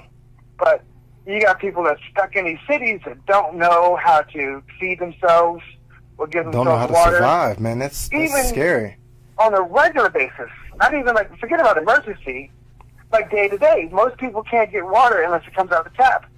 I asked some of my city students, where does the apple come from? They say the grocery store. They don't say it comes from a tree. Mm-hmm. They say it comes from aisle one. So when I started being more rooted, I said I wanted to go to Baltimore, where there isn't a survival school like the ones I've been going to up in upstate New York, you know, with the rich people. Mm-hmm. Massachusetts, where I'm going back with the rich people. Yeah. Oregon with the rich people. Montana, all these places I go, Colorado, mega rich up there. Yeah. And I'm like, I'm going to do it in Baltimore. I'm going to try to do it in Baltimore.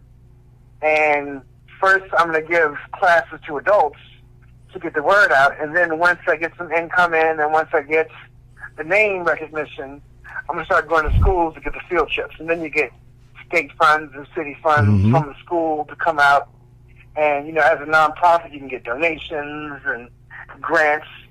And I had a couple of people that I was going to hire on for grant writing.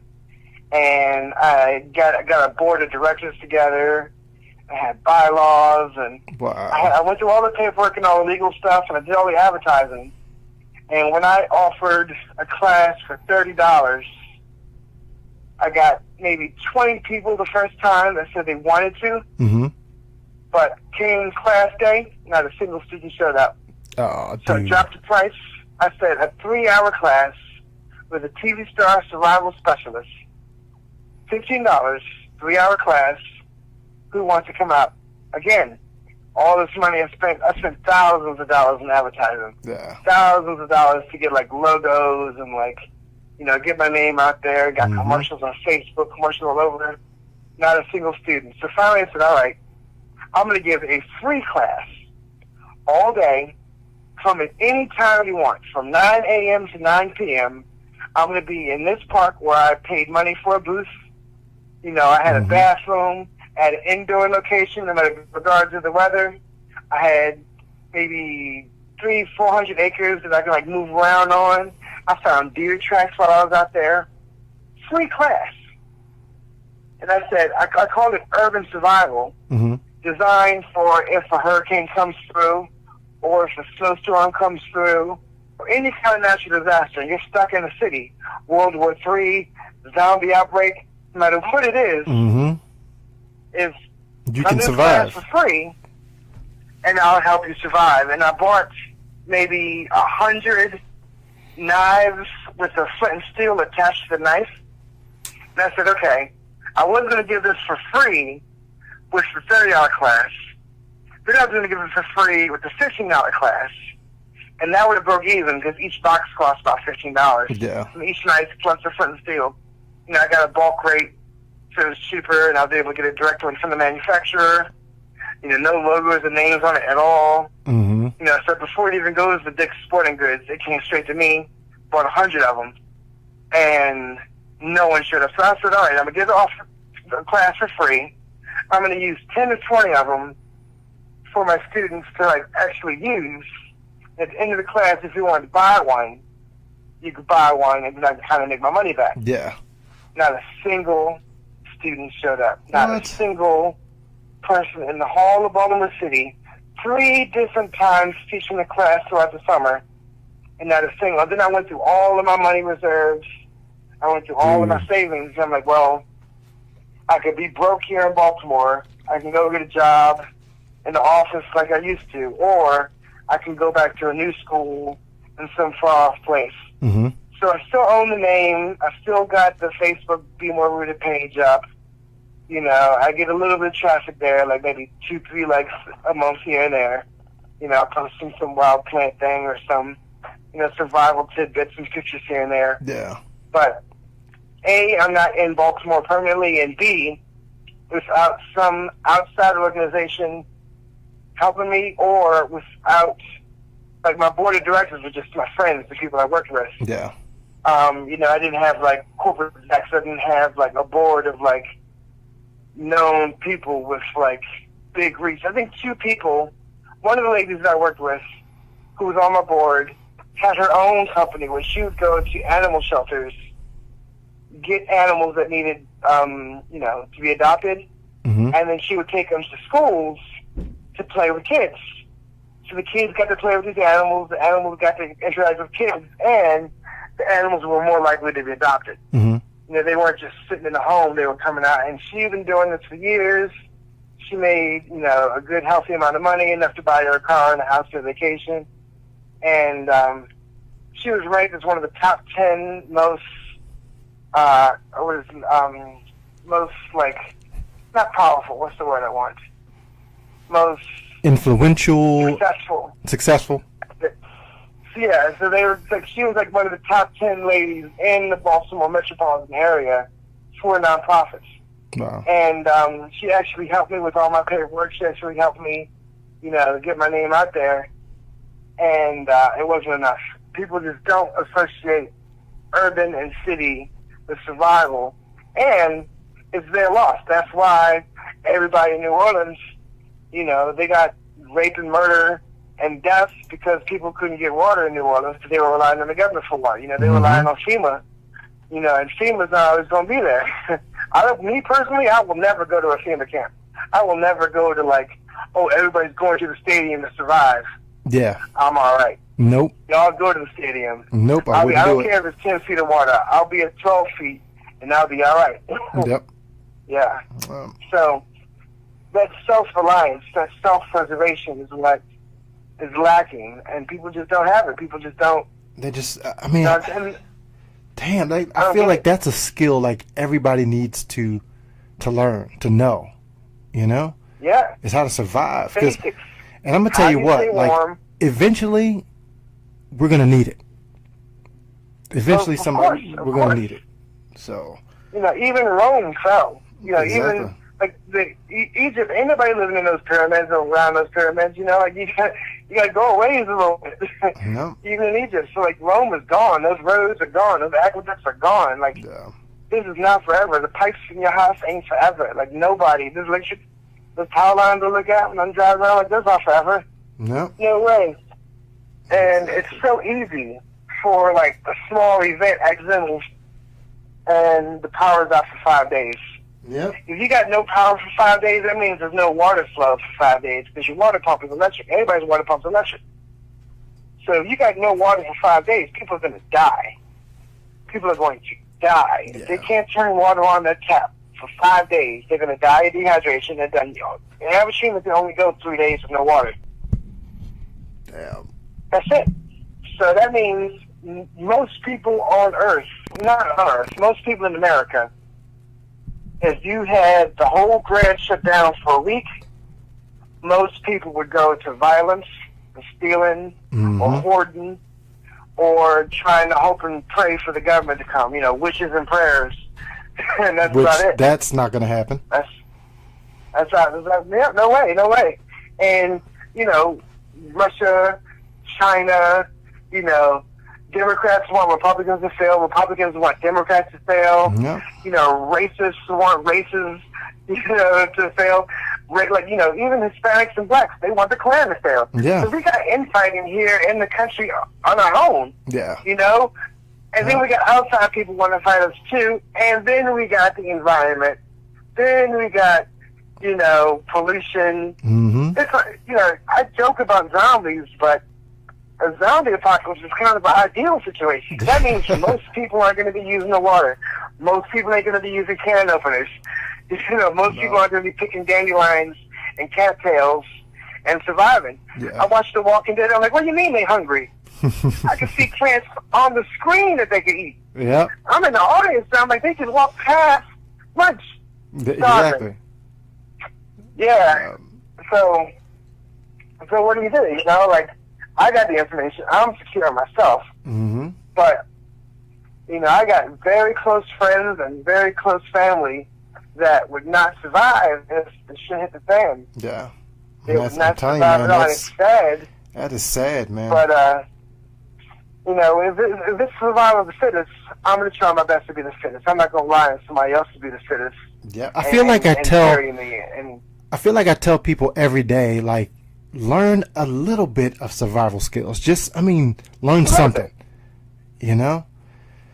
Yeah, I tell people if you got a car, you should keep a wool blanket in your car. Yep. It costs you $5, and if your car breaks down in the middle of nowhere, you got that wool blanket. Yeah. I tell my students, after I teach them how to rub sticks together and make a bow drill and make a fire, after I teach them how to hit rocks together and make sparks and make a fire, I say, now that you know that, practice it all the time. Mm-hmm. But realize that we live in a society where you can go into a gas station and get a book of matches for free. Yeah. So if you in a gas station and they got free matches, you take those matches. You take one, you take two, and you're good. You take that book of matches that you got for free, you put it in a Ziploc bag, and now you got waterproof matches. The whole car could go into the ocean, not the ocean, go into a lake, and you could reach into the glove box, pull out that Ziploc bag of matches, and you can get up and you can make a fire. Yeah. You know, then you can take the Ziploc bag, fill it with water, and now you got water too. Nice. So now you got a water container and matches, and it costs you what?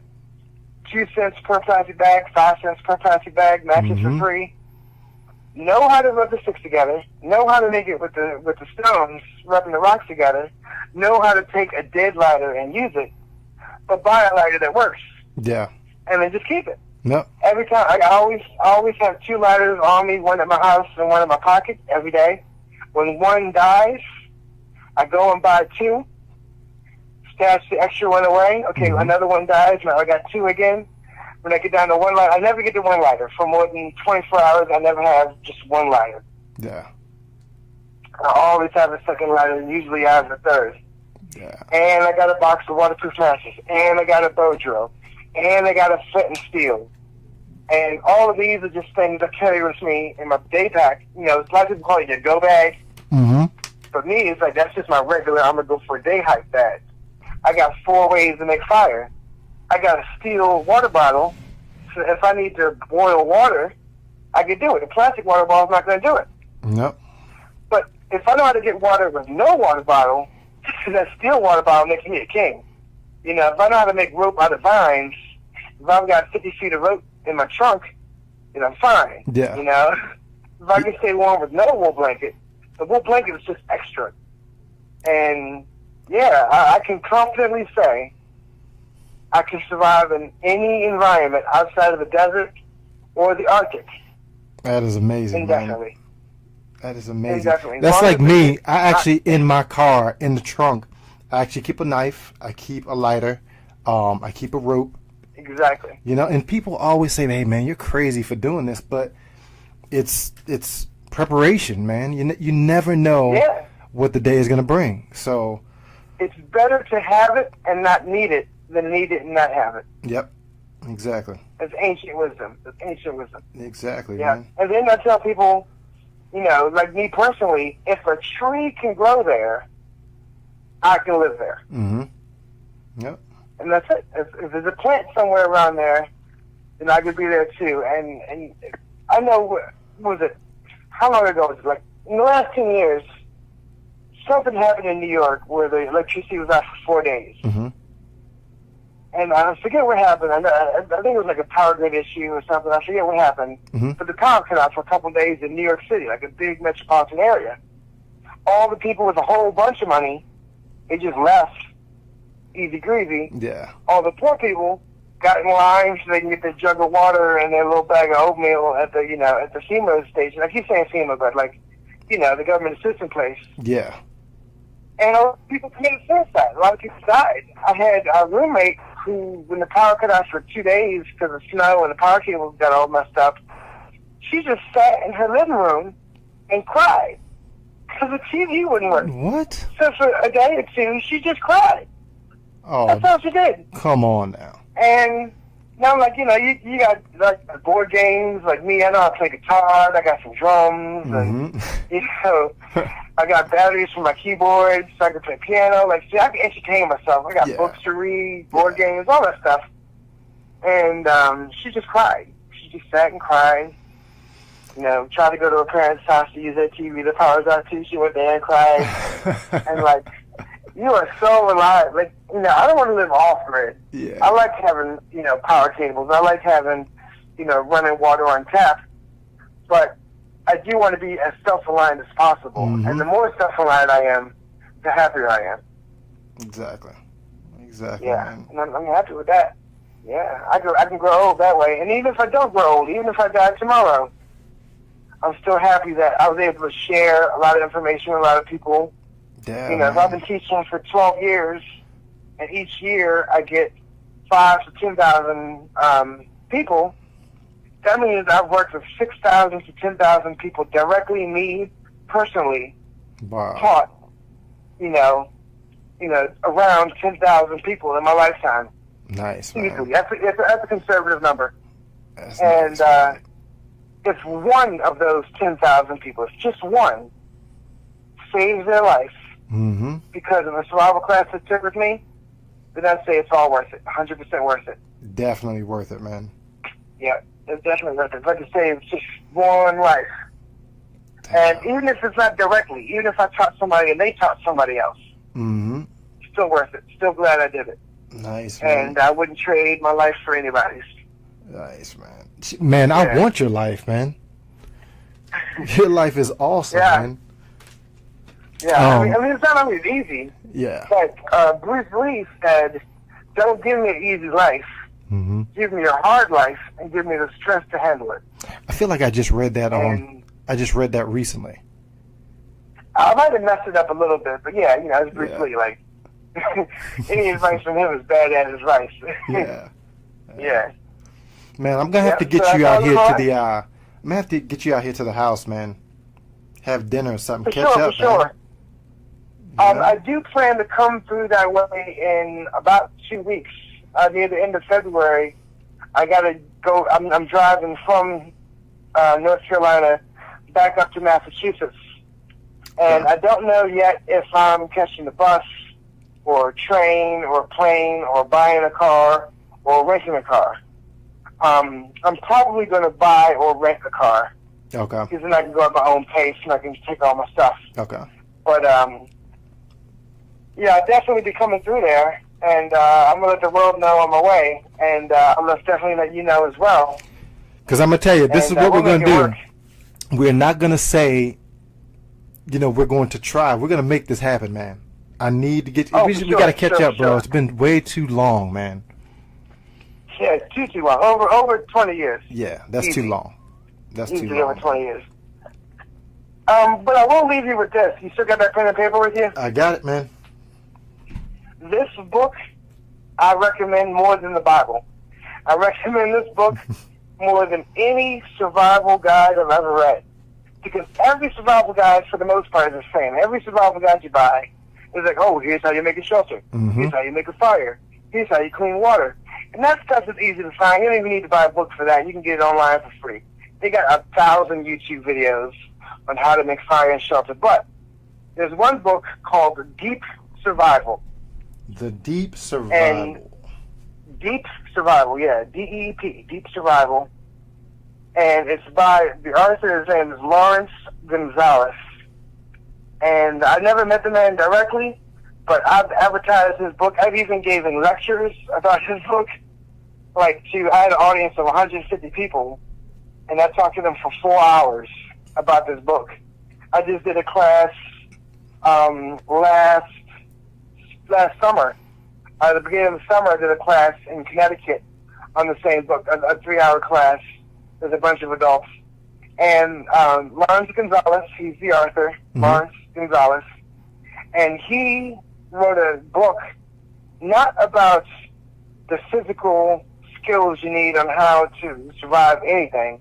He wrote a book on the psychological aspects of survival. Wow. What does the brain go through when it goes into survival mode? And he goes through maybe 50 to 100 scenarios. I think it's around 80 scenarios throughout the book. And in the book, of the 80 scenarios, 40 of them survive, 40 of them don't. And he took the half that survived, and he wrote down everything that they had in common. And out of that, he's got I think it's 10 to 12 rules of survival. Wow. And these are the 12 things that all 40 of these people did to survive. You name it, they did it. One guy broke both legs in the Andes in the mountains, and he had to crawl for miles to get to safety. He could have quit and died, and many people have, but he survived. Another guy was out in the ocean, I think it was for 80 days, lost a little raft the size of a kiddie pool by himself for 80 days in the middle of the ocean. Wow. But he survived because of this. You know, but then you got the guy who's a Navy SEAL who had been in the war for many years, and he's on a rafting trip with his family, and his 10-year-old son survived the trip, and he didn't because he didn't follow some basic rules. Wow. You know what I mean? So, like, he didn't make it. And because he got cocky. He's like, oh, yeah, man, I've been to Fallujah. This ain't nothing. Yeah. And then he died on a rafting trip where 10-year-olds make it. You know, so Deep Survival, that book, you know, I got a copy of it downstairs. I bought it 9 different times. I read it, I reread it, and it's all about because any survival situation is 95% how you handle it, and 5% what you have, what skills you have, what material you have. Most of it's mental. And what's crazy is there are actual stories of adults with backpacks full of food, full of water, full of everything they need to survive, dead in the woods because they had a nervous breakdown. Dead in the woods because they went into shock. Wow. Dead in the woods because they didn't have the mental aspect to survive. And in the same book, we talk about this 11-year-old girl. She's in South America after a plane crash, wearing a yellow dress, no shoes.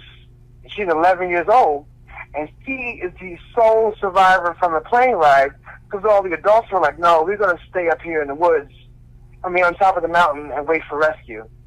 They died. She's like, nope, I got a wedding to go to. My grandma died. I'm going to go to this wedding. And she walked down the mountain, through the jungle, found a little village, got help, actually got rescues to the other people on top of the mountain, but they got there too late. They died of exposure. Damn, man. So this little girl had a better survival spirit than the adults. She's hardcore, man. And it's all mental. Damn. It's all mental. That's crazy, man. It's psychological. Yeah, so read it.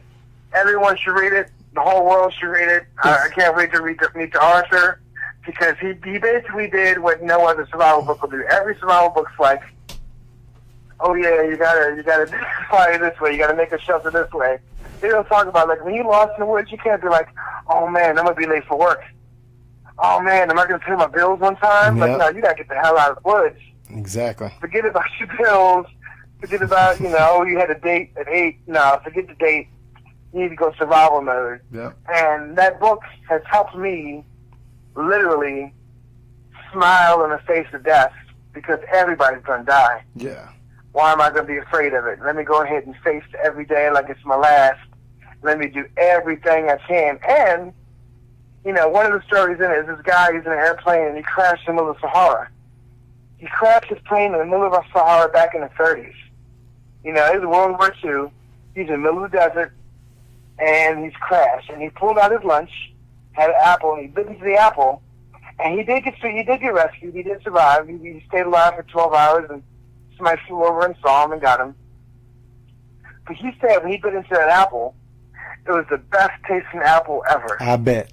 So in his worst day, he was able to still see the beauty. Yeah. And that's the kind of mindset you need in survival. Yeah, I might die. These lions are coming at me, but I'm going to fight and bite and scratch to the very last. That's right. That's right, man. And that's what they all need to do. People quit too easy. People quit when they got everything they need. Yeah. So of course you're going to quit when you lose all that. So yeah. Right. You probably got to listen. We've been talking for a while. You got to have that that survivor Survivor mindset, man. Exactly. It's all mindset. It's 100% mindset. That book is be your called... own hero, be somebody else's hero, whatever you got to do. That's right. That book is called The Deep Survival, right? By Lawrence Gonzalez. I'm going to throw that up in the... Deep Survival. On the links. Deep Survival by Lawrence Gonzalez. People can check that out. If they made that mandatory reading in school, people, and it's not just for like survival situations. You do the same thing if you find out you got cancer. You do the same thing if you find out you're going through a divorce. Same thing if you just lose your job. No matter what it is, stay calm, do what you can, find the beauty, find the joy, appreciate something. Yeah, you got both legs broken and one arm broken, but you still got one good hand. That's right. You know what I mean? That's right. You know, I got my eye gone and my tongue's off. I still got my jaw. I'm still breathing. That's you know, right. just breathing. Like, even if you don't get paralyzed neck down, if you're still breathing, then you appreciate the fact that you're still breathing. Because one day you're not. And there's nothing you can do after that. There's nothing you can undo that. That's right. You got to keep pushing, man. Yeah. That's the book. That is the book. You know, when you get Holocaust survivors, they talk about in the book, you know, there's this one lady who was happy that she was in the Holocaust. And I'm thinking to myself, how the hell are you going to be happy in the Holocaust? She said, oh, before the Holocaust, I was rich. I got whatever I wanted. I was spoiled. After the Holocaust, I appreciate every slice of bread. I appreciate every cup of water. Yeah. You know, I know what it's like to not have it, and now I'm happy that it happened. Yeah. That's the survival mindset, and she survived it. She survived it. And a lot of people didn't, and a lot of people don't. And a lot of people could have the best mindset and the best skills and the best equipment and still die. Yep. Everybody's going to die one day. So 150 years from now, what kind of story are you going to tell? What are you going to leave? You know, did you go out fighting? And the Vikings used to say, if you go out fighting, and you can go to Valhalla and keep fighting forever. You know, that's like their heaven. Yeah. So, you know, I'm never going to commit suicide. I'm never going to just off myself. Yeah. You know, I'm going to get an adventure in to the last minute, for sure. That's right. That's me, man. That's me. Yep. And we're going to have to spar, too, when I see you. You might kick my ass. Hey, man, I'm definitely down. I'm definitely down. You're probably kick my ass, but, you know, I was #1 in the county my sophomore year. Hey, so, man. I'm definitely down. I got some grapples. I'm definitely I got some grapples. I'm definitely down, brother. I definitely appreciate the call, man. And and if you get more questions in the future, we can have more conversations in the future. Oh, we're definitely going to have more conversations in the future. Yeah. This will definitely not be the last, man. Yeah. So I appreciate it, man. No problem. And, send me the link, and I look forward to, you know, letting the world know about it. And I got 3 fan pages, one in Brazil, one in Thailand, and one here in the States. Nice, man. 2 in the States. Nice. I'm gonna release this on Monday. On Monday. So, okay. Is there anything you want to shout out? You know, anything you want to?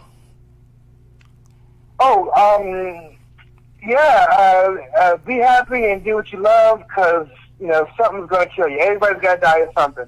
Yeah. Everybody's got to die of something. So you might as well do what you love while you can, because everybody here, no matter how rich or poor you are, it's a short period of time, you know? That's right. In grand scheme of things, we're here for a flash, so make it a pretty flash. That's right, man. Yeah, taste good stuff, see beautiful people, you know, touch beautiful things, you know, eat it, drink it, smoke it, whatever it is. Live life to the fullest, because you get one. You only get one life. I live that way every single day, bro. Excellent, excellent, excellent, excellent. All right, man. Well, I got the number. Let's definitely keep in contact, man. And Monday, it'll be out, brother. Excellent, excellent, excellent. I'm looking forward to seeing it and hearing it. All right, man. Awesome. Well, you have a good night, and you give your daughter a high five for me. You too, sir. Get a family love, brother. No, for sure, for sure. All right, man. You have a good night. All right, man. Later. Peace. The truth.